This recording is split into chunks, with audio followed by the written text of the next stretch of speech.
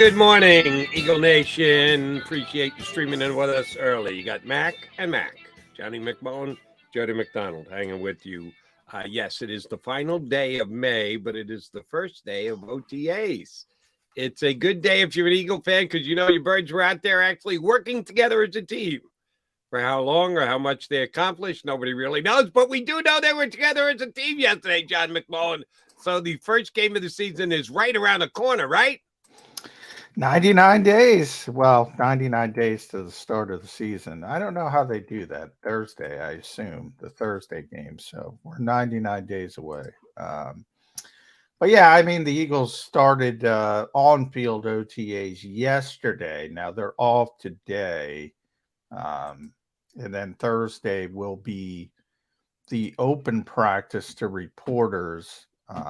Friday, they'll do another OTA that's closed. Then next week they have three more, and then that's it. That's it to training camp. One of those next week will be open to reporters as well, and that's it. You can have 10. You're allowed 10 under the CBA, plus 3 days of mandatory minicamp. So if you think about it that way, over 50% of their on-field time is left unused. Um, Hard to argue with them after what happened last season. So give them the benefit of the doubt. The Athletic did a big piece on Aaron Rodgers moving to the Jets, and I kind of chuckled. I was reading it this morning. He was talking about off-season work.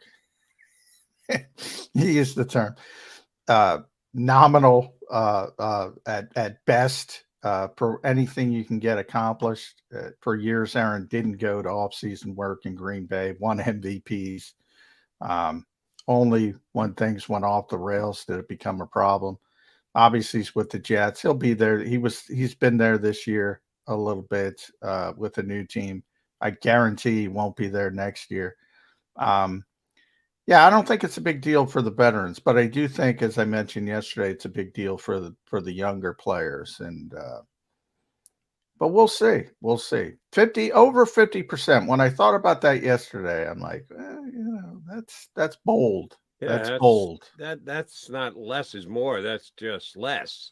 Um, and the weeks of mandatory minicamp when the other teams around the National Football League are actually getting in significant work, and the Eagles not.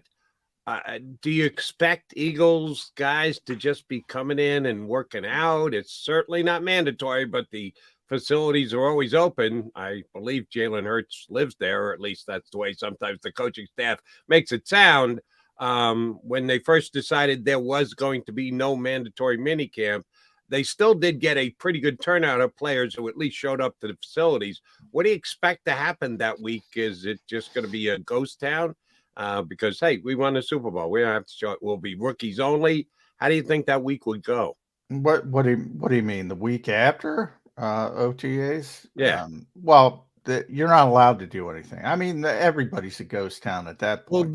the week that other teams will be having mandatory minicamp, Oh which the yeah, it'll Eagles be a are ghost passing on. town. No, I mean, for the most part, guys will go home wherever they live. Now, the ones that live here, yeah, they can come in the building and work out, but they can't do anything with the coaches or anything on the field or any contact whatsoever. So just, Well, they their own. could if it was mandatory minicamp week, Well, and they it's just could. the choice of the Philadelphia Eagles that they're not making it mandatory. But anybody can come in and say, "I want to work out. I want to talk to the coach."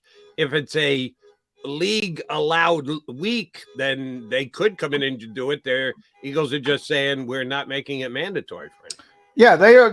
They've already said they're not having a mandatory minicamp, so there's no, they're not going to change their mind. There's no mandatory aspect to their entire off season. I mean, that's goes back to the pandemic and how they decided to reshape things. And again, part of it was out of necessity in Nick Sirianni's first year, but they liked the way it worked out, and they did away with it. And Yeah, you're not gonna have them saying, "Oh, we didn't get what we got accomplished," and say, "All right, all of a sudden it's going to be mandatory and guys are demanded to come in." I mean, guys, June 8th is the last day. The vast majority of players live outside the Delaware Valley. The ones that do live here will stick around. Obviously, for the most part, they might go on vacations. A lot of players have their own personal coaches and things they help with and places they work out with, and they'll do it that way. But yeah, June 8th is the last day for the Eagles. Right. And that comes after June 1st, which is tomorrow, as a matter of fact. And you and I have talked about it several times during the offseason. The June 1st still does have an influence in the National Football League. Not as much as it did years prior when they had that as a hard and fast deadline for players released and how dead cap money would be handled if they had money left on their cap. You can now use a June 1st designation. And I think teams actually try and use it for two reasons. Number one, yeah, they can spread out the cap hit that they're going to take over 2 years. And if that's better for you, you want to do that. And you also want to give, if he was a good soldier and a player that you're just not counting on and doesn't factor in your plans, give as much time as possible on the open market. That's for relief players. Traded players, yeah, if you want to spread the cap hit out over 2 years, you have to wait till June 1st. You can't make a trade with a June 1st designation. So it has a more hard and fast effect on cap stuff as of June 1st. Do the Eagles have anybody that would fit into a category where you'd say, yeah, if they're going to trade him, they probably want to hold till June 1st because lessening the cap hit is a key aspect of a potential trade? Yeah, Derek Barnett's the only one. It lessens the hit this year, but I don't think they're in the market to trade him just yet. I think they're going to wait until somebody has a need to sort of increase that value. And part of it is insurance policy. You never know if somebody gets hurt. But right now, he's the fifth edge rusher on this particular team, and that's not going to get a lot of run. And I do think, and I can already prepare for your rolled eyes, I think he's got some value. And by value, I mean, you know, remember, people thought the Eagles couldn't get anything for Jalen Reagor. He's got more value than Jalen Reagor. It's a position that people want. They need edge rushers, very important. A lot of teams don't have the edge rushing ability the Eagles have. So I think part of it is, people have gotten a little spoiled because the Eagles have so many good edge rushers, at least in this market. So there will be a lot of teams making phone calls for Derek Barnett, and I think Howie is savvy enough to turn that around and get something for them. Or if they need him, they need him. Like I said, this can go all the way into August. If somebody gets hurt in preseason, he might be all of a sudden back in the picture. So my point is, June 1st, June 2nd, they don't have to go out and trade Derek Barnett. They can wait. They could slow play it, and I think they'll slow play it. Okay, so as a safety net, I see what you're talking about. If Son Reddick turns an ankle, yeah, guess what? Chances are Derek Barnett's going to stick around. But the Eagles are doing less than basically every other team in the National Football League. Last year, they were one of the least injury-affected teams in the league. Facts are facts. And if we disagree, agree, kind of roll our eyes about how little they're doing in comparison to the other teams around the league, they ain't just go, yeah, and check the injury report. And you got to give them their props because they're right. The Eagles weren't that hurt. So the whole safety net aspect of it, well, if the Eagles players are getting hurt, not doing much work, then that's not a good sign. I don't think much of his game. I know that he's a hard worker. The Eagles like him. Well, that's a a selling point that they can try and get with another team when they have a conversation with him, how good a worker he is and how much he puts in on a dedication scale. I don't know that that's going to move the needle. I'm thinking, Oh, they'll get something for him. It'll be a day 3 pick. I'm not, they might be able to. Again, I go back to Jalen Reagor. People say, give him away for a pair of footballs. Well, you got 2 picks for Jalen Reagor. you got 2 Seventh picks, but you had to rounder give up, and you had to give up a rounder pick too, right? Yeah, and they might do it that way. They might get a pick and they might move up in another round, give a pick back, do something like that nature. But I guarantee you this, if they trade Derek Barnett, if they trade him, you got to trade him. They'll get something for him. They're not just releasing him. They'll get something for him. This is a valued position in the NFL. And most teams, I would say well more than half of the teams need help at edge rusher. So again, when you talk about the Eagles and you have Hassan Reddick and Josh Sweat and Brandon Graham, and you have an upside like Nolan Smith added to the equation, that's rare.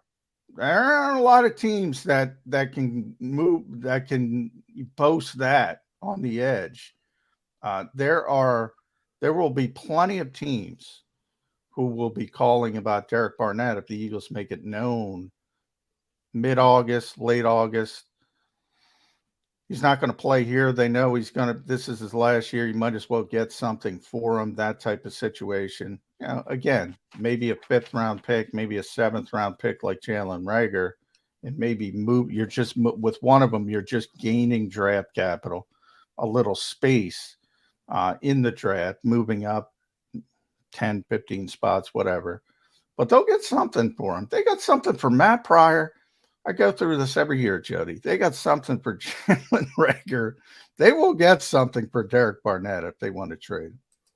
We'll see. Yeah, you've got a higher valuation of the player than I do. I think that the rest of the league will look at the Eagles as a position where their hand's going to be forced, and they'll end up releasing him rather than getting anything for him. I think someone will give him another shot. I don't think Derek Barnett will be released and not signed by another team. I think someone will hop in and give him a veteran minimum contract, but I don't know that anyone will trade for him. I think they'll dare the Eagles to keep him on their roster and wait to swoop in and pick him up off the waiver wire when he gets there. All right. And yes, you're going down to check out the Eagles for the first time in a complete team setting tomorrow. And yeah, we'll find out exactly how much they're doing. How much did they do? If you remember back to last year and our previous years, well, the only years I think that count are Sirianni years. So the last 2 practices, first team organized practices that you guys had access to, how much they do with special teams on that day? It's not like they're putting in Dick for real 3-hour gathering. It's going to be an hour and change and maybe less than an hour. How many of those minutes are dedicated to special teams? Well, it's probably going to be an hour, so maybe 10, maybe if that. I mean, I got to be honest with people. I mean, I probably shouldn't say this because we're an Eagles show, we're an NFL show. This stuff is meaningless. And I'm going to pull up Aaron Rodgers' quote in the break. It is meaningless, especially for veteran players. There's no pads. They're not playing football. Even Nick Sirianni, Mr. Competition. Yeah. I was looking up a quote from last year. He said, the advantage is nominal when he was talking about it. He used the term nominal. It's, Jason Kelce, when he was talking about Thursday Night Football, for veteran players, I mean, this is a complete waste of time. Complete, other than the intangible aspects of it. And by that, I mean, Fletcher Cox was in yesterday.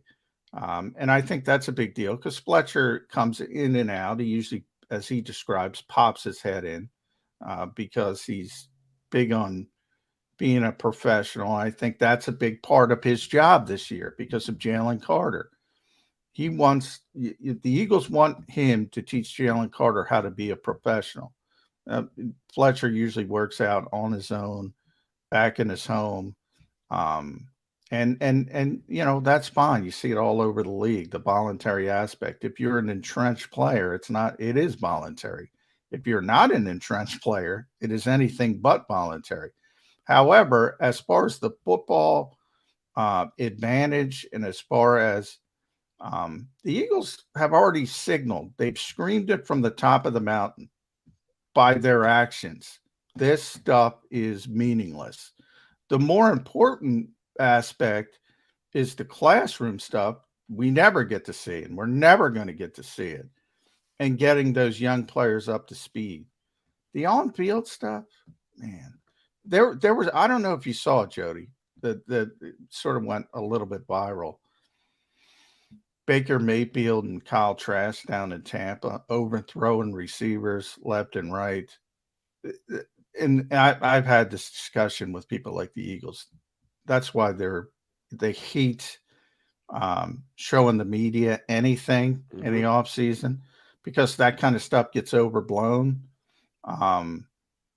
Think about it from a baseball perspective. Spring training in the old days. Well, you're a starting pitcher. You might want to work on your curveball, and you just get blistered in spring training because you're working on something. You don't have to win. You're not trying to win.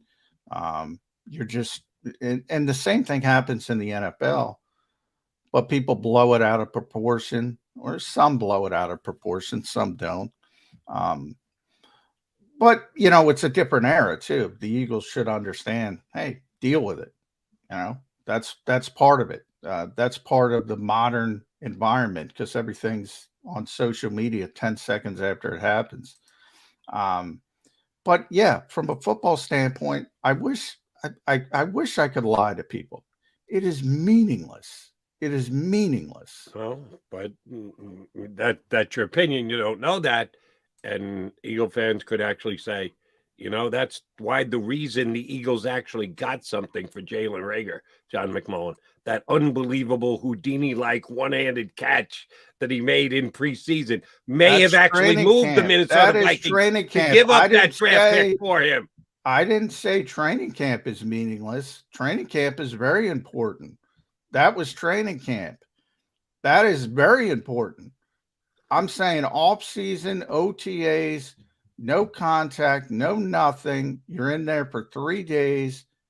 That's meaningless. Training camp is very, very meaningful. Apples and oranges. Okay. This week, meaningless. I hear what you're saying. And certainly training camp is more important than OTAs.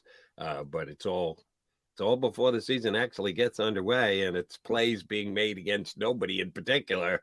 But if it becomes viral, it grabs attention, and you never know if it's grabbing the attention of another team out there who's watching it. He's John McMullen. I'm Jody McDonald. We are the Mac and Mac Birds 365 guys. I spy with my little eye in our waiting room Mike Gill, our pal from down the shore. Gill's coming up next here on Birds 365. Go.